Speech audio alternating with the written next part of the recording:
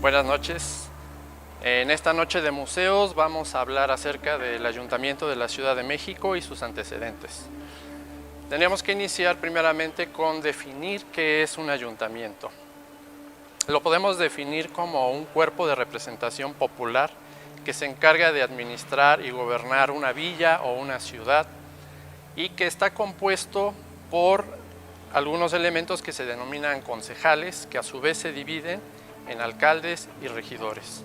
Es una institución de gobierno que se va a establecer en el siglo XVI, aquí en la Nueva España en ese entonces, para gobernar, y que Hernán Cortés, que es quien la funda, pues va a tener algunos antecedentes previos para llevar a cabo esta fundación.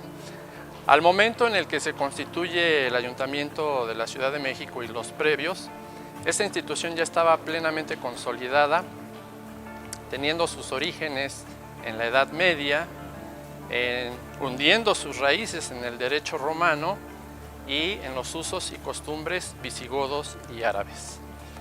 El primer ayuntamiento que va a fundar Hernán Cortés va a ocurrir en la Villa Rica de la Veracruz. Pero antes tenemos que revisar cuál fue la experiencia que fue acumulando Hernán Cortés para poder llevar a cabo este primer ayuntamiento fundado en tierra firme.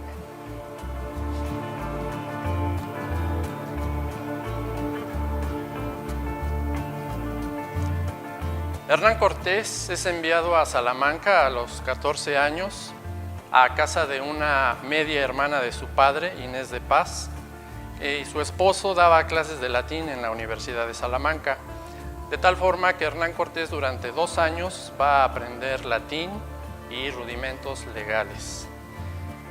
Aunque no hay registros en la Universidad de Salamanca del paso de Hernán Cortés, la Universidad Moderna de Salamanca ha determinado colocar una placa y un busto donde asientan que Hernán Cortés pasó por sus aulas, considerándolo como un hijo ilustre de esta institución.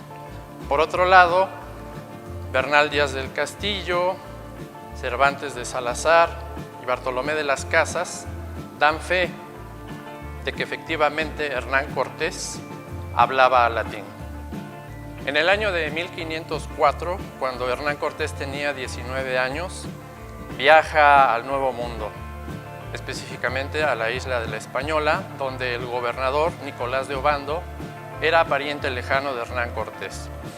Aquí en esta isla, el futuro conquistador va a llevar a cabo algunos hechos menores de armas en cuanto a la pacificación de algunas poblaciones, y esto le va a permitir que Nicolás de Obando le entregue indios en encomienda y le otorgue el cargo de escribano en el ayuntamiento de la villa de Azua. En el año de 1509 va a ser designado como gobernador Diego Colón, el hijo del almirante del descubridor de América, para gobernar la isla de la Española. De hecho, va a tener los cargos de almirante y de virrey y va a sustituir a Nicolás de Obando. Para el año de 1511 va a encomendarle la conquista de la isla vecina de Cuba a Diego Velázquez, uno de los soldados más experimentados, quien a su vez va a convencer a su gran amigo Hernán Cortés para que participe con él en la conquista de la isla. Así se lleva a cabo de manera relativamente sencilla, sin muchos obstáculos, la conquista de Cuba, y se establecen en ella Diego Velázquez como gobernador y Hernán Cortés, que prácticamente pasa a ser el secretario particular de Diego Velázquez, ya que se va a encargar de llevar a cabo todos los asuntos concernientes al gobierno, debido a la experiencia que tenía en el cargo de escribano y en sus estudios de latín y de rudimentos legales. Más tarde va a ser designado como alcalde del Ayuntamiento de Santiago Baracoa Hernán Cortés, y esto le va a permitir, tras la búsqueda de oro, recabar una relativamente modesta fortuna, pero que finalmente va a ser muy útil para sus aspiraciones de conquistador más adelante.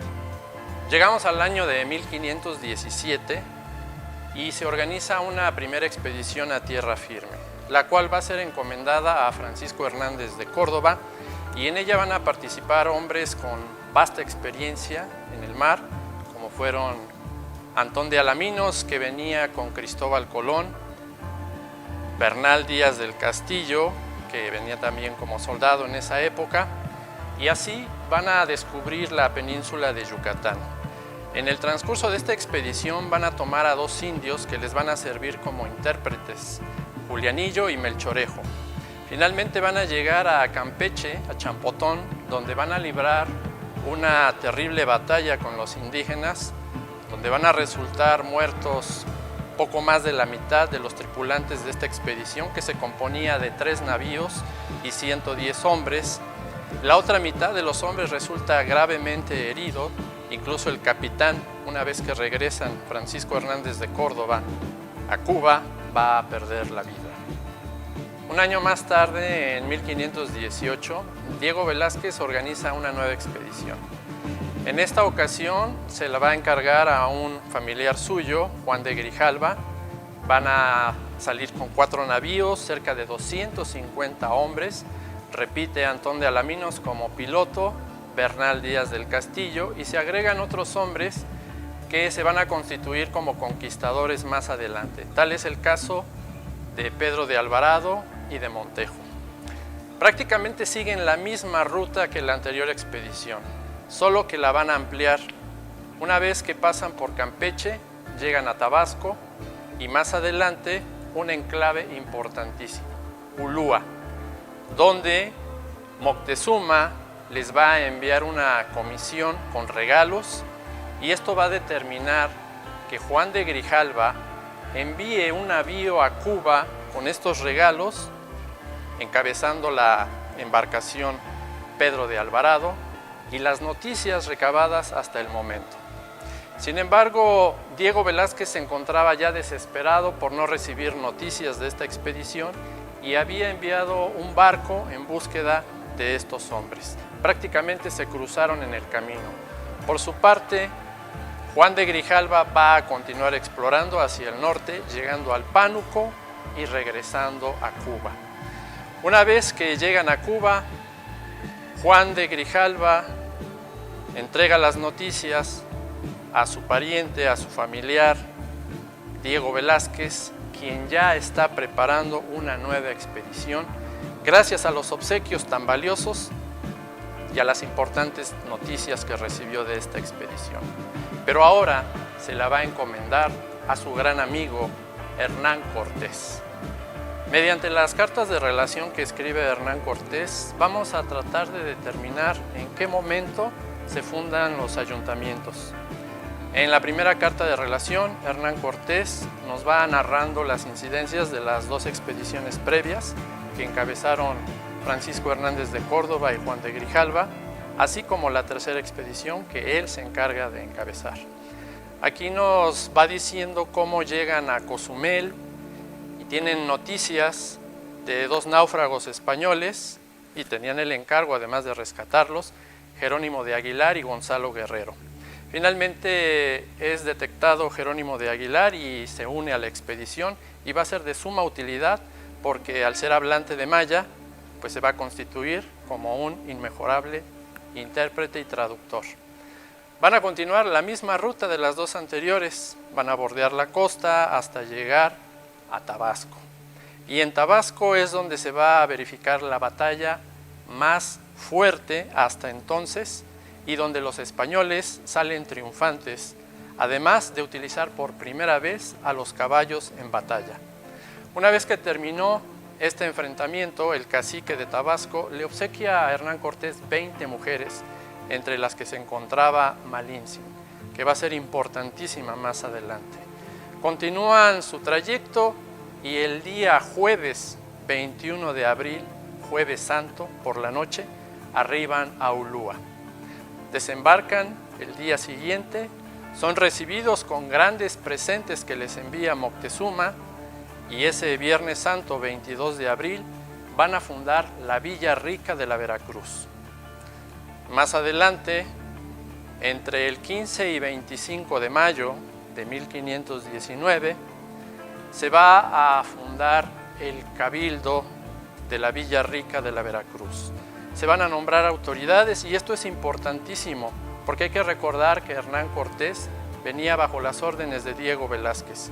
Sin embargo, al haber fundado la villa y establecido el ayuntamiento de la Villa Rica de la Veracruz, se designan autoridades, y estas autoridades a su vez van a desconocer el cargo que tenía inferido Hernán Cortés por parte del gobernador de Cuba y lo van a nombrar capitán general y justicia mayor, con lo que ahora Hernán Cortés pasa a ser la máxima autoridad en estas tierras. El 10 de julio, Hernán Cortés va a escribir una serie de relaciones y cartas que más adelante va a enviar con 2 procuradores a España para que el rey Carlos V esté enterado, y de esta forma Hernán Cortés justifica los actos realizados, así como la fundación de este primer ayuntamiento en la Villa Rica de la Veracruz. Mediante la segunda carta de relación, Hernán Cortés nos va a narrar los incidentes de la quema de las naves, la alianza que lleva a cabo con los totonacas, posteriormente la salida al altiplano, la campaña que va a emprender en contra de los tlaxcaltecas que le presentan guerra, la alianza que lleva a cabo con ellos, posteriormente la matanza en Cholula, la entrada a la Ciudad de México el 8 de noviembre de 1519, el gran recibimiento que les da Moctezuma y los instala en el Palacio de Axayácatl. Esta estancia era pacífica, sin embargo se va a romper debido a que Pánfilo de Narváez es enviado por el gobernador de Cuba, Diego Velázquez, para aprehender a Hernán Cortés, quien había desacatado las instrucciones del gobernador de Cuba, así que sale a su encuentro en Veracruz Hernán Cortés, dejando a cargo del ejército a Pedro de Alvarado. Desgraciadamente, Pedro de Alvarado, durante la fiesta de Toxca, desarrolla una cruenta matanza en contra de los mexicas, lo que levanta al pueblo en guerra. Mientras tanto, Hernán Cortés vence a Pánfilo de Narváez, suma a toda la gente que venía en esta expedición a su ejército y regresa a la Ciudad de México, encontrándose con una situación bastante grave que se va a hacer todavía más difícil tras la muerte de Moctezuma, que no sabemos si corrió a manos de los mismos mexicas o de los españoles. Esto va a propiciar que Cuitláhuac sea designado Tlatoani y encabece la rebelión en contra de los españoles. El ejército español huye de la ciudad, es vencido por Cuitláhuac en lo que conocemos como la Noche Triste. Sin embargo, van a tener la oportunidad de vencer a los mexicas en Otumba y posteriormente llegar a Tlaxcala para descansar, recuperar fuerzas e iniciar una nueva campaña militar en Tepeaca. Tepeaca es un enclave importantísimo porque era cruce de caminos, y en este lugar es donde las alianzas de Moctezuma terminaban y empezaban las alianzas con Tlaxcala por parte de Hernán Cortés.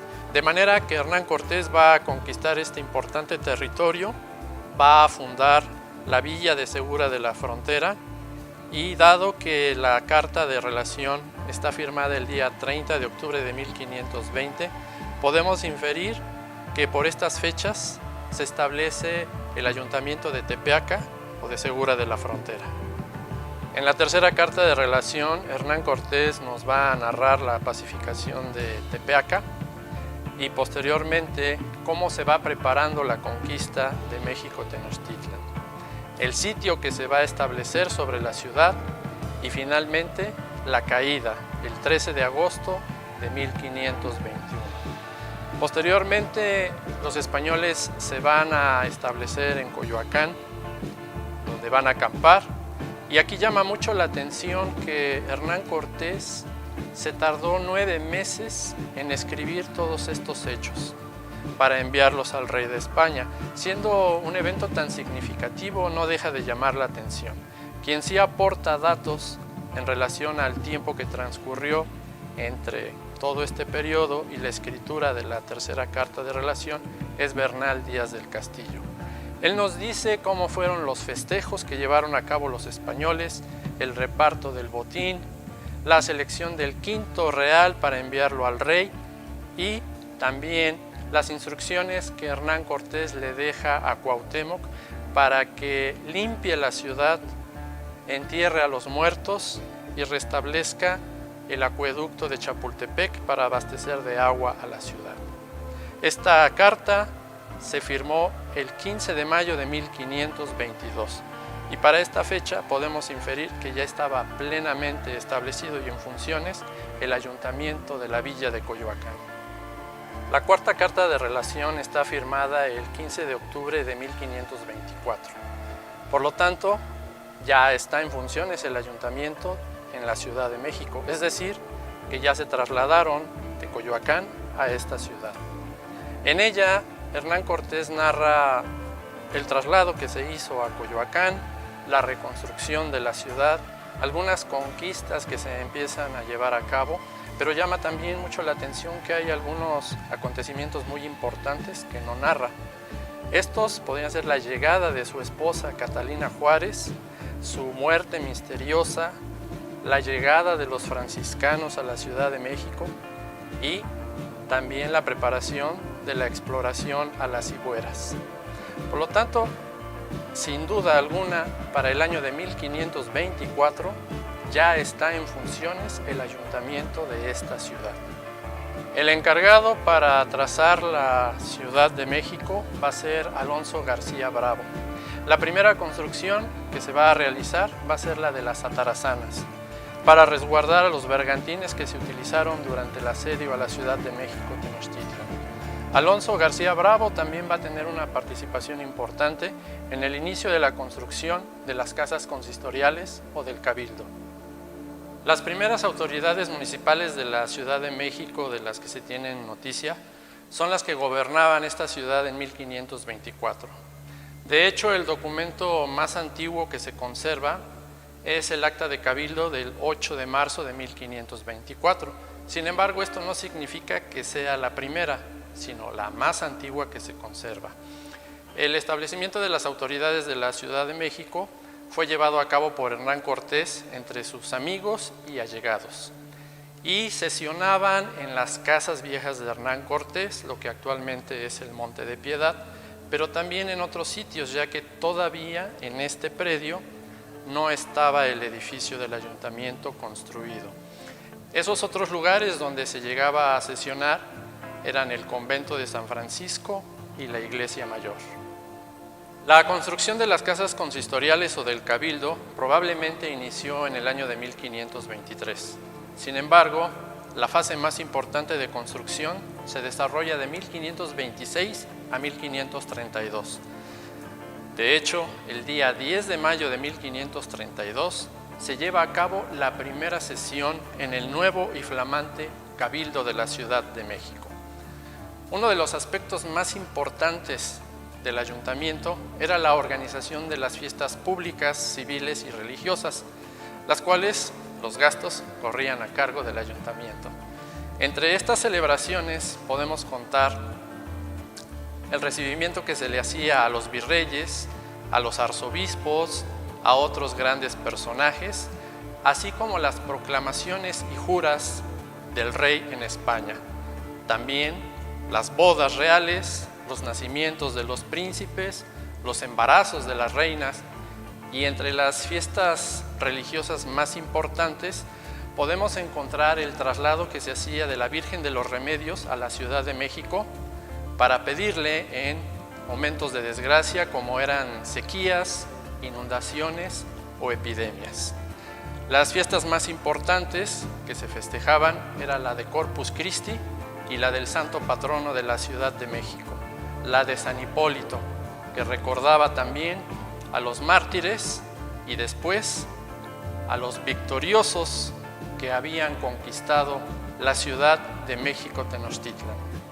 Y así llegamos al final de nuestra noche de museos.